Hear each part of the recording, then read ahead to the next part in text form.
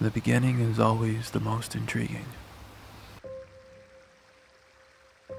The anticipation, the longing, the yearning. Coming together is a miracle in itself. Overcoming what is ahead of them will be even harder, yet still they try. Here was a place for all the lovers of the world, and in the midst of it all, it was just them.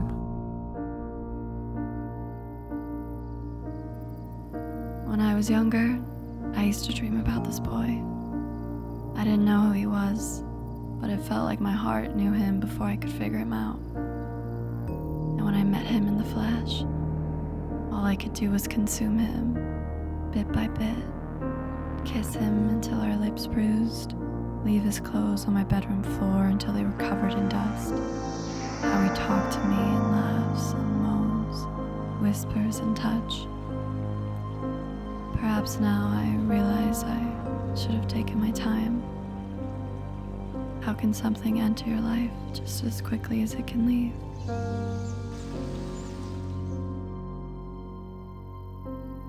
He thinks she's an earth angel, angelic in presence and beauty.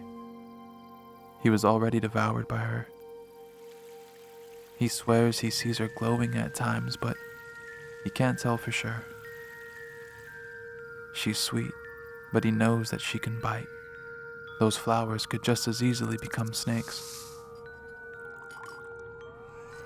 She thinks he feels like a sweet cup of chamomile tea, a kept promise and a love note left on your bedside table. They were intertwined forever now, opening portals of space only they could walk through.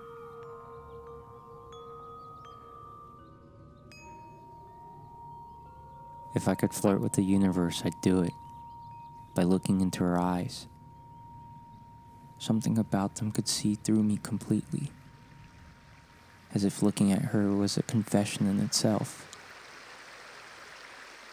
I hadn't necessarily been waiting for love, but now that it was in front of me, I wasn't sure if I could accept it, even if it was something I wanted.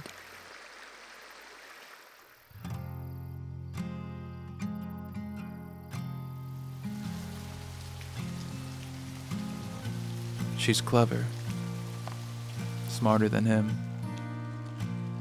She kisses him when he's talking too much, and he kisses her when she's thinking too hard.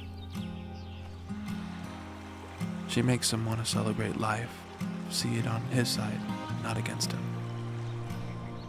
Despite being night and day, he served as her muse, and in the same way, she was his. Something about her made me want to be romantic. I had so many melodies in my head with her name in them. She opened up something in me, kind of beautiful, kind of nerve-wracking. It was like she was a flash of light in a room of everything I hid. She was triggering in a way I didn't expect. I didn't want to let her down. I wanted to hang the moon for her.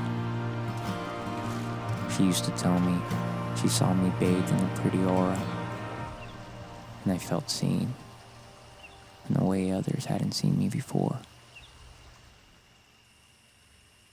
And I would have waited for you if the signs were remarkable, which they were. Would have waited for you to step into what I saw you as. I had to let that go for who you were. And what can I say? Chaos and glory are often the same for me, and I know they're the same for you.